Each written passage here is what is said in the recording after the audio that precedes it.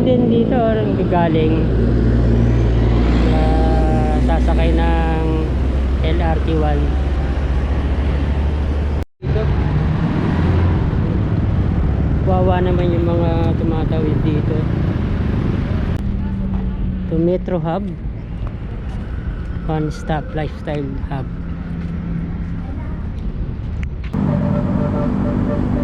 Commercial area na pala to, mga kabayan.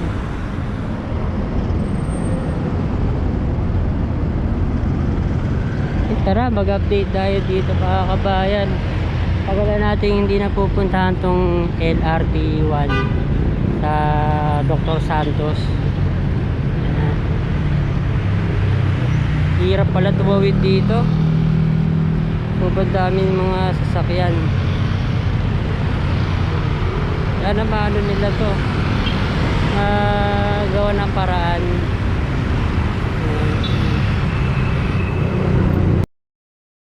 Dito wawa naman yung mga tumatawid dito. Yung magulo yung traffic. Ay ang dami na rin sumasakay ng Dr. Santos.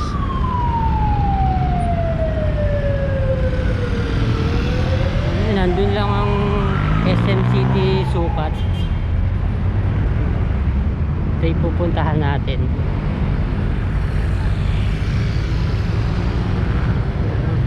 Lawak pa dito.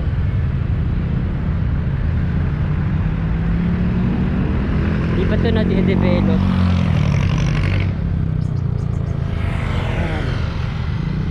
Yung mga tao nakapayong. Sobrang init. Lawak po.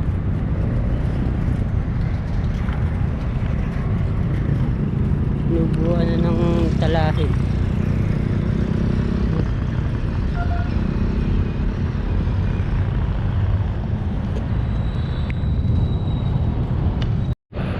Hindi, mayroon pang malaking bakanting lote.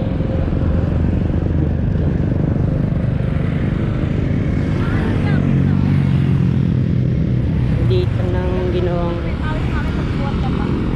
daan. Pang 2 tao lang.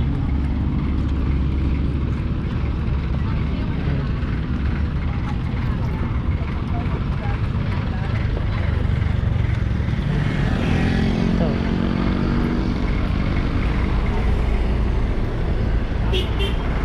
Marami pala sumasakay dito sa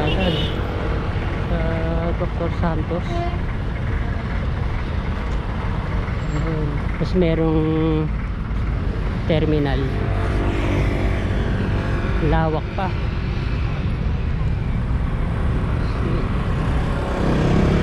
Ito.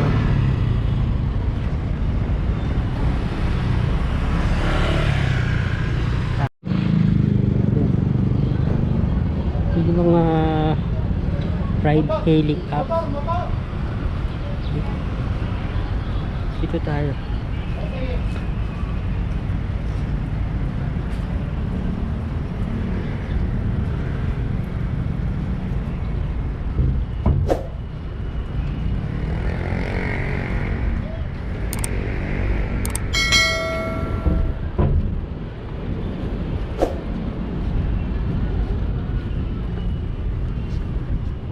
Commercial area yung baba. Ayan. Meron na. To Metro Hub, One Stop Lifestyle Hub.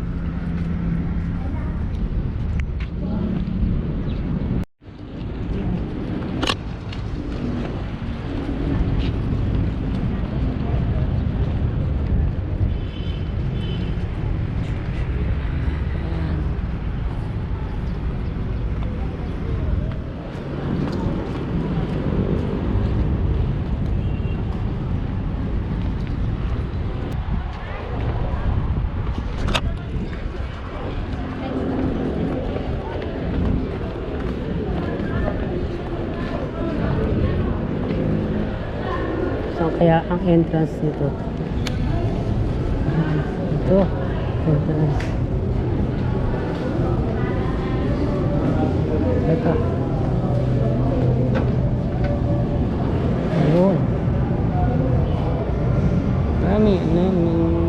souvenir. Souvenirs. Yung grocery.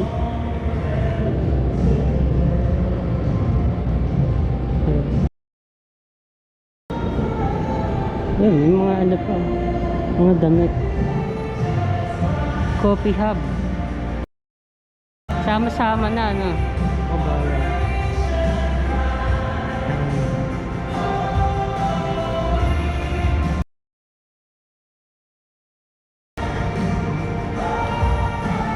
Ganda.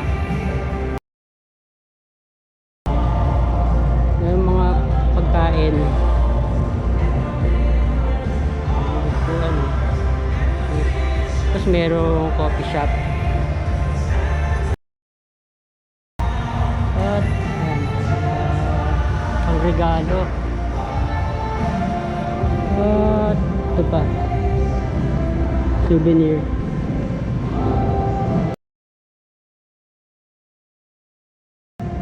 Yan sa kaliwa ang pinaka-counter.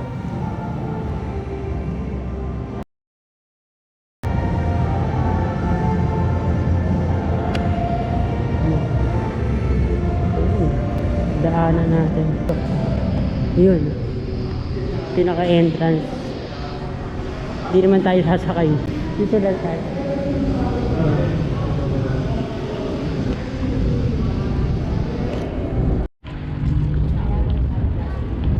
Yung pa siyang hagdan.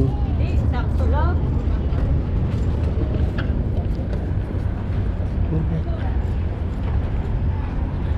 Pagtanim sa ano ng ano, ng mga puno. Sobrang init dito. Buwan pa siya, open na open. Tapos mayroong creek. Yan.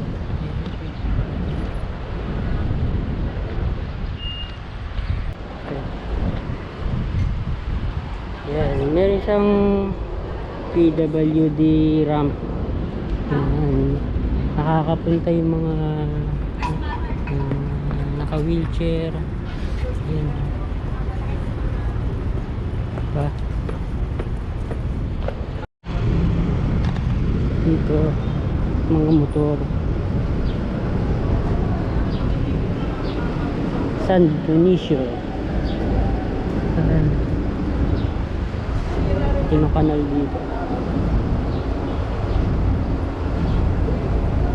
Mga burak pa pala sa gilid.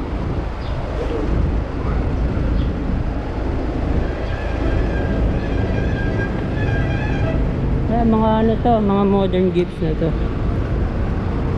Lawak pa.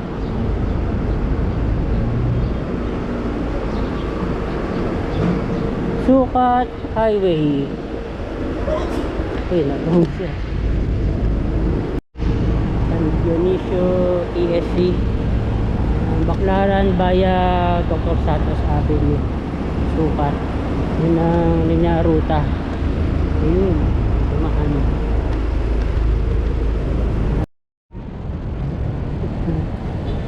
May daan dito. Ito parang dine-develop na rin to. Bakanting lupa. Bote. Gawin ding terminal. Okay.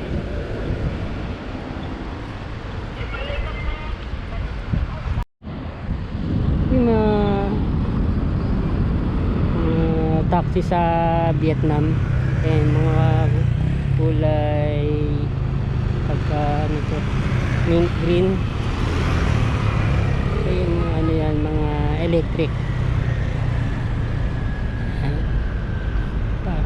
Ang laking karsada at malawak pa dong pakante. Dami din nagdadaan dito galing ng CP Garcia, C5 Road. Ito rin pala property din yun na Manny Villar. Gagawing ano raw to, McDo saka KFC. Lawak pa, no?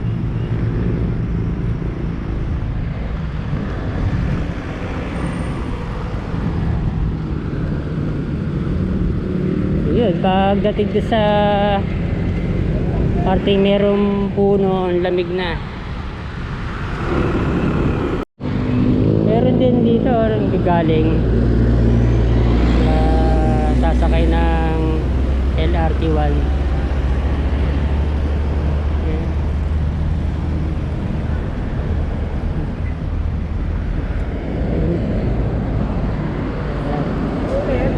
Busy na pala dito, ano.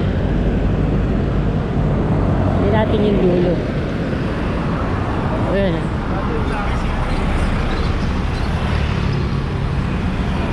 Pa, napakalawak pa dun.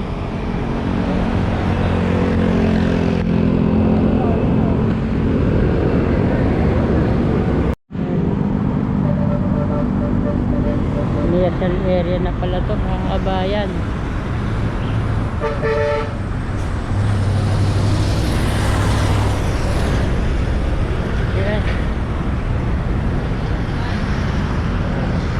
Natambakan na ng mga ng mga lupa. Tinataasan nila, oh. Bahain kasi dito, no.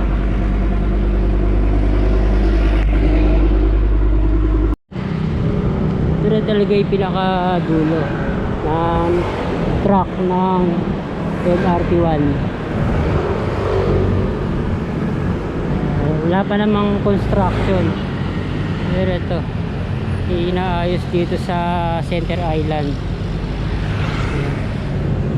Pinungkal nila.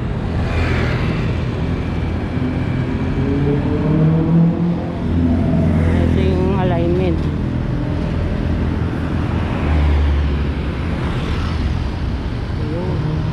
Wala pa. Ito nag-uumpisa dito. Nakapaling yung truck dito. Pali doon. Dito. Doon. Unang alignment. Maglalagay ng mga poste. Yung alignment. Kapaling. Ito niya.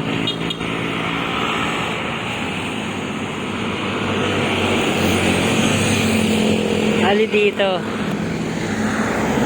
Yan. Ang property pa rin na Manny Villar yan. Dito, lalagay. Uwi tayo dito sa kabilang side. Yan.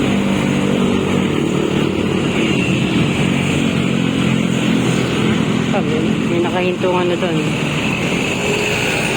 LRT1 trend.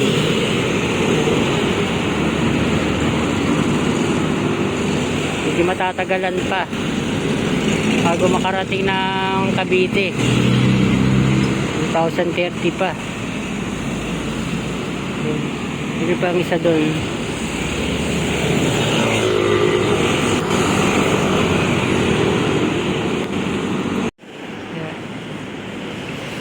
Kailangan na talaga magawa itong Cavite extension. Napakaraming mga sasakyan dito. Sobrang na rin, delay. Yan.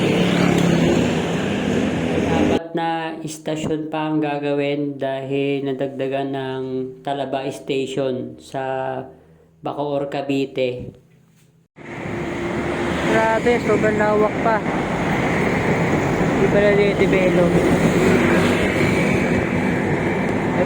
May doon, mga nakapwestong mga nagtitinda doon.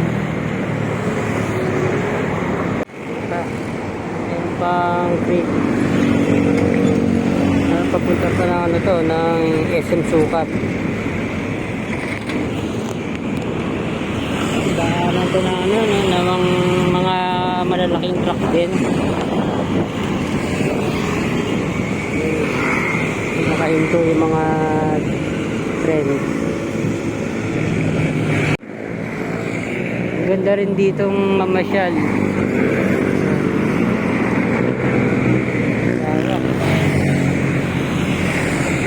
Ito na lang ang halos natitirang lote. May CP Garcia dito sa may Paranaque. Ganda oh. Dahil mga puno.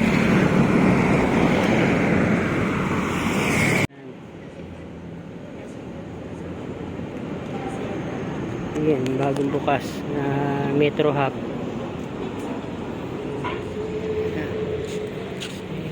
Dalawa yung daanan. Meron pa dito.